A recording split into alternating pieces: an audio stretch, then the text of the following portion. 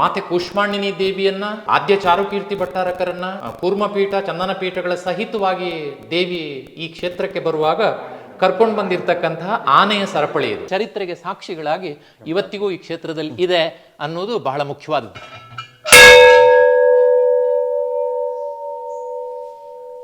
ನಾನು ಚರಿತ್ರೆ ಹೇಳಿದೆ ಅನ್ನೋದಕ್ಕೆ ಈಗಾಗಲೇ ನಾವು ನೋಡಿದ ಆ ದೇವಿಯನ್ನು ಕರ್ಕೊಂಡು ಬಂದಿರತಕ್ಕಂಥ ಆನೆಯ ಸಮಾಧಿ ಇದೆ, ಕರ್ಕೊಂಡು ಬಂದಿರುವಂಥ ಗುರುಗಳ ನಿಷಿದಿ ಇದೆ. ಇನ್ನೂ ಚೆನ್ನಾಗಿ ನಿಮಗೆ ಮನವರಿಕೆ ಆಗಬೇಕಾದ್ರೆ ದೇವಿಯನ್ನು ಕರ್ಕೊಂಡು ಬಂದಿರತಕ್ಕಂತಹ ಆ ದೇವಿಯ ಮೂರ್ತಿಯನ್ನು ಇಟ್ಟಿರುವಂತಹ ಕೂರ್ಮಪೀಠ, ಚಂದನದ ಪೀಠ ನೋಡಬೇಕು. ಮತ್ತು ಬಹಳ ವಿಶೇಷ ಅಂದರೆ ಗಂಟೆ, ಇಲ್ಲಿರ್ತಕ್ಕಂಥ ಗಂಟೆ ಅದು ಅದ್ಭುತವಾಗಿರ್ತಕ್ಕಂಥದ್ದು. ಯಾಕೆ ಅಂದರೆ ಆ ಗಂಟೆಯ ಧ್ವನಿಯೇ ಒಂದು ವಿಶಿಷ್ಟವಾಗಿದೆ, ಓಂಕಾರದ ಧ್ವನಿ. ಜೊತೆಗೆ ಅದಕ್ಕೆ ಹಾಕಿರ್ತಕ್ಕಂಥ ಸರಪಳಿ 800 ವರ್ಷ ಆಯಿತು, ಇವತ್ತಿಗೂ ತುಕ್ಕು ಹಿಡಿಯದೆ ಹಾಗೇ ಶಾಶ್ವತವಾಗಿದೆ ಎನ್ನುವುದು ಬಹಳ ವಿಶೇಷವಾದಂಥ ಸಂಗತಿ.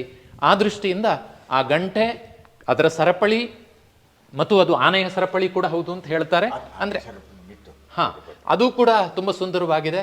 ಮತ್ತು ದೇವಿಯ ಆ ಪೀಠ ಎಲ್ಲವೂ ಕೂಡ ನಮಗೆ ಸಾಕ್ಷಿಗಳಾಗಿ, ನಾನು ಹೇಳ್ತಾ ಇರೋ ಚರಿತ್ರೆಗೆ ಸಾಕ್ಷಿಗಳಾಗಿ ಇವತ್ತಿಗೂ ಈ ಕ್ಷೇತ್ರದಲ್ಲಿ ಇದೆ ಅನ್ನೋದು ಬಹಳ ಮುಖ್ಯವಾದದ್ದು.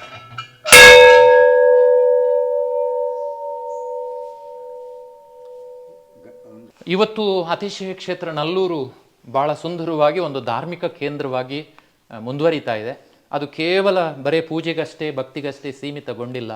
ಇಲ್ಲಿ ಕೂಷ್ಮಾಂಡಿನಿ ಭವನ ಇದೆ, ಅಲ್ಲಿ ಸಾಕಷ್ಟು ಸಾಂಸ್ಕೃತಿಕ ಚಟುವಟಿಕೆಗಳು ನಡೆಯುತ್ತದೆ, ಲೌಕಿಕವಾದಂತಹ ಚಟುವಟಿಕೆಗಳು ನಡೀತದೆ. ಪ್ರತಿ ವರ್ಷ ಕಾರ್ತಿಕ ದೀಪೋತ್ಸವ ಅತ್ಯಂತ ವಿಶೇಷವಾದಂತಹ ಉತ್ಸವ. ಜೊತೆಗೆ ಇಲ್ಲಿ ಆಹಾರ ದಾನ, ಪ್ರತಿ ಮಂಗಳವಾರ ಯಾರೇ ಭಕ್ತಾದಿಗಳು ಬಂದರೂ ಕೂಡ ಇಲ್ಲಿ ಅನ್ನದಾನದ ಕ್ರಿಯೆ ನಡೀತದೆ. ಯಾರಿಗೂ ಕೂಡ ಏನು ಕೊರತೆ ಆಗೋದಿಲ್ಲ, ಸೌಲಭ್ಯಗಳಿದ್ದಾವೆ. ಜೊತೆಗೆ ಇಲ್ಲಿ 1999ರಲ್ಲಿ ಶ್ರವಣಬೆಳಗೊಳ ಶ್ರೀಗಳವರು ಚಾತುರ್ಮಾಸ ಮಾಡಿದ ಸಂದರ್ಭದಲ್ಲಿ ನಡೆದ ಘಟನೆಗಳ ಅಥವಾ ಚಟುವಟಿಕೆಗಳಂತೂ ಅದ್ಭುತವಾದದ್ದು. ಬಹಳ ಮುಖ್ಯವಾಗಿ ಮೂಡುಬಿದ್ರೆ ಮಠದ ಹೊಸ ಪೀಠಾಧೀಶರ ಪಟ್ಟಾಭಿಷೇಕ ನಡೆದದ್ದು ಕೂಡ ಅದೇ ವರ್ಷದಲ್ಲಿ. ಮತ್ತು ಇಲ್ಲೊಂದು ಸಮವಶರಣ ಮಂದಿರ ಅಂತ ಬಹಳ ಸುಂದರವಾದಂಥ ಮಂದಿರವನ್ನು ನಿರ್ಮಾಣ ಮಾಡಿಸಿದ್ದಾರೆ ಶ್ರೀಗಳವರು. ಅದು ಕೂಡ ಬಹಳ ನೋಡ್ತಕ್ಕಂತಹ ಒಂದು ಸಂಗತಿ. ಅನೇಕ ಕೆಲಸಗಳು, ಬಹುಶಃ ಅದೇ ಕಾಲಕ್ಕೆ ಧವಳಾದಿ ಗ್ರಂಥಗಳ ಅನುವಾದ ಕ್ರಿಯೆ ಕೂಡ ಇಲ್ಲಿಂದಲೇ ನಡೀತು ಅನ್ನೋದನ್ನು ನಾವು ಕಾಣ್ತೇವೆ. ಬಹಳ ಅದ್ಭುತವಾದಂಥ ಸಿದ್ಧಚಕ್ರ ಆರಾಧನೆ ನಡೆಯಿತು ಆ ಸಂದರ್ಭದಲ್ಲಿ. ಅನೇಕ ಸಮ್ಮೇಳನಗಳು ನಡೆದು, ಪಂಡಿತರ ವಿದ್ವಾಂಸರ ಸಮ್ಮೇಳನಗಳು ಇಲ್ಲಿ ನಡೆದು, ಒಟ್ಟಿನಲ್ಲಿ ಈ ಕ್ಷೇತ್ರ ಒಂದು ಧಾರ್ಮಿಕವಾದಂತಹ ಕೇಂದ್ರ ಅನ್ನೋದನ್ನು ಈ ನೆಲ, ಮನುಷ್ಯರು ಅನ್ನೋದಕ್ಕಿಂತಲೂ ಈ ಪುಣ್ಯ ನೆಲ, ಈ ಅತಿಶಯ ಕ್ಷೇತ್ರ ಪದೇ ಪದೇ ರುಜುವಾತು ಪಡಿಸ್ತಾ ಬಂದಿದೆ. ಇವತ್ತಂತೂ ವರ್ಷವಿಡೀ ಇಲ್ಲಿ ಆಹಾರ ದಾನ ನಿಧಿ ಅಂತ ಇದೆ.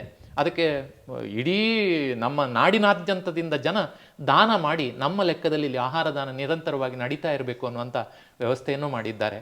ವಿಶೇಷವಾದಂಥ ಪೂಜೆಗಳು, ಆರಾಧನೆಗಳು ನಿರಂತರವಾಗಿ ಈ ಕ್ಷೇತ್ರದಲ್ಲಿ ಇದುವರೆಗೂ ನಡ್ಕೊಂಡು ಬಂದಿದೆ, ಮುಂದೆ ಕೂಡ ಸದಾಕಾಲ ನಡೀತದೆ.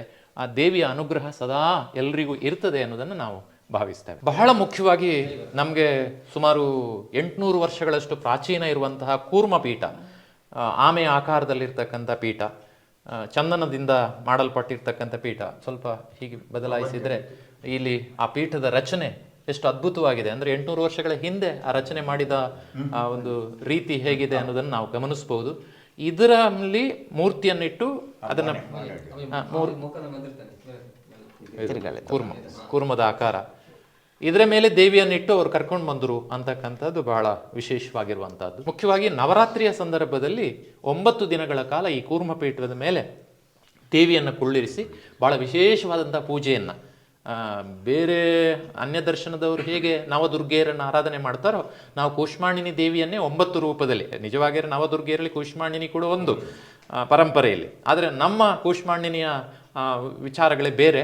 ಆದ್ದರಿಂದ ಕೂಷ್ಮಾಂಡಿನಿ ದೇವಿಯನ್ನು ಅದರಲ್ಲಿ ಕುಳ್ಳಿರಿಸಿ ಬಹಳ ವಿಶೇಷವಾದಂತಹ ಆರಾಧನೆಯನ್ನು, ಭಕ್ತಿಯನ್ನು ಎಲ್ಲ ಹಿರಿಯ ಮನೆತನಗಳವರು, ಮುಖ್ಯವಾಗಿ ಎಲ್ಲ ಕ್ರಿಯೆಗಳು ಕೂಡ ಮೂಡುಬಿದ್ರೆಯ ಶ್ರೀ ಜೈನ ಮಠದ ಪರಮಪೂಜ್ಯ ಸ್ವಸ್ತಿ ಶ್ರೀ ಭಟ್ಟಾರಕ ಚಾರುಕೀರ್ತಿ ಪಂಡಿತಾಚಾರ್ಯರ ಮಹಾಸ್ವಾಮೀಜಿಯವರ ನೇತೃತ್ವದಲ್ಲಿ ನಡೆಯುತ್ತದೆ. ಇಲ್ಲಿ ಒಂದು ಹೇಳಬೇಕು, ಯಾವಾಗಲೂ ನಮ್ಮ ಇಲ್ಲಿಯ ಹಿರಿಯರು ಹೇಳ್ತಾರೆ, ನಮಗೆ ಶ್ರವಣಬೆಳಗೊಳ ಮತ್ತು ಮೂಡುಬಿದ್ರೆ 2 ಕಣ್ಣುಗಳಿದ್ದ ಹಾಗೆ ಅಂತ, ಆ 2 ಗುರುಪೀಠಗಳು. ಯಾಕೆ ಅಂದರೆ ವಾಸ್ತವವಾಗಿ ಮೂಲ ದೇವಿ ಬರುವುದಕ್ಕೆ ಶ್ರವಣಬೆಳಗೊಳದ ಪೀಠಾಧೀಶರು ಕಾರಣಕರ್ತರಾದರೆ ಮುಂದೆ ನಿರಂತರವಾದಂಥ ನಿರ್ವಹಣೆಯನ್ನು ಮಾಡಿಕೊಂಡು ಹೋಗ್ತಾ ಇರುವವರು ಮೂಡುಬಿದ್ರೆಯವರು. ಅದಕ್ಕೆ ಕಾರಣವೂ ಇದೆ.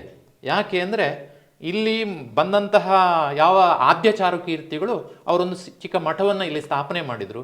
ಮುಂದೆ ಅವರು ಸಿದ್ಧಾಂತ ಗ್ರಂಥಗಳನ್ನೆಲ್ಲ ಹಿಡಿದುಕೊಂಡು ಜೈನಕಾಶಿ ಮೂಡುಬಿದ್ರೆಗೆ ಹೋದ ಸಂದರ್ಭದಲ್ಲಿ ಅಲ್ಲಿಯೂ ಕೂಡ ಒಂದು ಗುರುಪೀಠ ಬೇಕು ಅನ್ನುವಂಥ ಒಂದು ಸಂಕಲ್ಪ, ದೇವಿಯ ಪ್ರೇರಣೆ ಇರಬಹುದು, ಬಂತು. ಅಲ್ಲಿ ಗುರುಪೀಠದ ಸ್ಥಾಪನೆ ಆಯಿತು.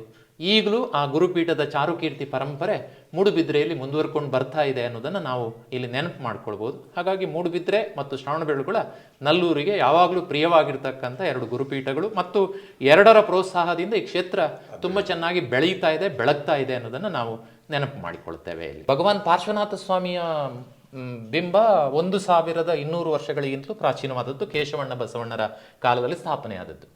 ಎಲ್ಲಿ ಪಾರ್ಶ್ವನಾಥ ಸ್ವಾಮಿ ಇರ್ತಾರೋ ಅಲ್ಲಿ ಅವರ ಯಕ್ಷಿಯರು ಧರಣೇಂದ್ರ ಯಕ್ಷ ಮತ್ತು ಪದ್ಮಾವತಿ ಯಕ್ಷಿ ಇರ್ತಾರೆ. ನಮ್ಮ ತುಳುನಾಡಿನಲ್ಲಿ ಒಂದು ವೈಶಿಷ್ಟ್ಯ ಏನು ಅಂದರೆ, ಅವರ ಯಾವ ಊರಿನ ಬಸದಿಯಲ್ಲಿಯೂ ಕೂಡ ಯಾವ ತೀರ್ಥಂಕರನ್ನೇ ಪೂಜೆ ಮಾಡಲಿ, ಆದರೆ ಅಮ್ಮನವರನ್ನು ಪೂಜೆ ಮಾಡೋದು ಪದ್ಮಾವತಿಯನ್ನು. ಯಾಕೆ ಕೇಳಿದ್ರೆ ಅದು ನಮ್ಮ ಮನೆ ದೇವರು ಅಂತಕ್ಕಂಥ ಒಂದು ಭಾವನೆ. ನಾವೆಲ್ಲರೂ ಕೂಡ ಹೊಂಬುಜದ ಮಾತೆ ಪದ್ಮಾವತಿ ದೇವಿ ಆರಾಧಕರು. ಇಲ್ಲಿ ಅಂತೂ ಭಗವಾನ್ ಪಾರ್ಶ್ವನಾಥ ಸ್ವಾಮಿ ಇರುವುದರಿಂದ ನೀವು ಪಕ್ಕದ ಕಿಟಕಿಯಲ್ಲಿ ದರ್ಶನ ಮಾಡ್ಬೋದು. ದೇವಿ ಪದ್ಮಾವತಿಯ ಒಂದು ಬಿಂಬ ಕೂಡ ಇದೆ ಮೂಲನಾಯಕಿಯಾಗಿ. ಅಂದರೆ ಕೂಷ್ಮಾಂಡನಿಗಿಂತಲೂ ಮೊದಲು ಇಲ್ಲಿ ಪದ್ಮಾವತಿ ದೇವಿ ಆರಾಧಿಸಲ್ಪಡ್ತಾ ಇದ್ರು ಅನ್ನೋದಕ್ಕೆ ಸಾಕ್ಷಿಯಾಗಿ ದೇವಿಯ ಬಿಂಬ ಇದೆ. ಅಲ್ಲೂ ಕೂಡ ಇಲ್ಲಿ ಬಂದಿರತಕ್ಕಂಥ ಭಕ್ತರೆಲ್ಲ ಭಕ್ತಿ ಪೂಜೆಯನ್ನು ಸಲ್ಲಿಸ್ತಾರೆ. ಬಂಧುಗಳೇ, ನಾವು ನೋಡ್ತಾ ಇರೋದು ಮಾತೆ ಕೂಷ್ಮಾಂಡಿನಿ ದೇವಿಯನ್ನ, ಆದ್ಯ ಚಾರುಕೀರ್ತಿ ಭಟ್ಟಾರಕರನ್ನ, ಕೂರ್ಮಪೀಠ ಚಂದನ ಪೀಠಗಳ ಸಹಿತವಾಗಿ ದೇವಿ ಈ ಕ್ಷೇತ್ರಕ್ಕೆ ಬರುವಾಗ ಕರ್ಕೊಂಡು ಬಂದಿರತಕ್ಕಂತಹ ಆನೆಯ ಸರಪಳಿ ಇದು. ಈ ಆನೆಯ ಸರಪಳಿಯ ವೈಶಿಷ್ಟ್ಯ ಏನು ಕೇಳಿದ್ರೆ, ಬಹಳ ಭಾರವಾಗಿದೆ, ಆನೆ ಮಾತ್ರ ಹೊರಬಲ್ಲದು, ಅದು ಪ್ರಶ್ನೆ ಬೇರೆ. ಮತ್ತು ನಾವು ಆಗಲೇ ನೋಡಿರ್ತಕ್ಕಂಥ ಸುಮಾರು 50 ಕಿಲೋಗಿಂತಲೂ ಹೆಚ್ಚು ಭಾರ ಇರ್ತಕ್ಕಂತಹ ಅತ್ಯಂತ ಸುಂದರವಾದಂಥ ಗಂಟೆ ಇದಕ್ಕೆ ತೂಗು ಹಾಕಲ್ಪಟ್ಟಿತ್ತು. ಇದು ತುಂಬ ಭಾರವಾಗಿದೆ. ಅದಲ್ಲ ವಿಶೇಷ, ಬಹಳ ಮುಖ್ಯವಾಗಿ 800 ವರ್ಷ ಆದರೂ ಕೂಡ ಇವತ್ತಿಗೂ ತುಕ್ಕು ಹಿಡಿಲಿಲ್ಲ ಅಂತಕ್ಕಂಥದ್ದು. ಆ ಕಾಲದ ಗುಣಮಟ್ಟದ ದೃಷ್ಟಿಯಿಂದ ಮಾತ್ರ ಅಲ್ಲ, ಇದರ ಒಂದು ಮಹಿಮೆಯ ದೃಷ್ಟಿಯಿಂದಲೂ ಕೂಡ ಈ ಸರಪಳಿ ಬಹಳ ಮುಖ್ಯವಾಗಿದೆ ಅಂತ ನಾನು ಅಂದ್ಕೊಳ್ತೇನೆ. ಇನ್ನೂ ನಿರಂತರವಾಗಿ ಕಾಲವನ್ನು ಮೀರಿ ಈ ಮಹಿಮೆಯನ್ನು ಕಾಪಾಡಿಕೊಳ್ತಕ್ಕಂಥ ಕೆಲಸ ಈ ಸರಪಳಿ ಕೂಡ ಮಾಡ್ತದೆ. ಆ ದೃಷ್ಟಿಯಿಂದ ಈ ಕ್ಷೇತ್ರದ ಎಲ್ಲ ಅತಿಶಯವನ್ನು ಪ್ರಕಟಿಸ್ತಕ್ಕಂತಹ ಈ ಕುರುಹುಗಳು ನಮಗೆ ಒಳ್ಳೆಯ ಸಾಕ್ಷಿಗಳಾಗ್ತವೆ ಅಂತ ನಾನು ಭಾವಿಸ್ತೇನೆ. ಸ್ನೇಹಿತರೆ, ನೋಡಿದಿರಲ್ಲ, ನಲ್ಲೂರು ಕುಷ್ಮಾಂದಿನಿ ಹಾಗೂ ಚಾರುಕೀರ್ತಿಗಳ ಜೊತೆ ಬಂದಂತಹ ಆನೆ ಆ ಮೂರ್ತಿಯ ಚರಿತ್ರೆಯನ್ನ ನಮಗೆ ನೀಡಿದಂಥ ಮುನಿರಾಜ್ ರೆಂಜಾಳ್ ಅವರಿಗೆ ತುಂಬ ಧನ್ಯವಾದಗಳು ಹೇಳ್ತೀನಿ ಸರ್. ಧನ್ಯವಾದಗಳು. ನಿಮಗೂ ಧನ್ಯವಾದಗಳು.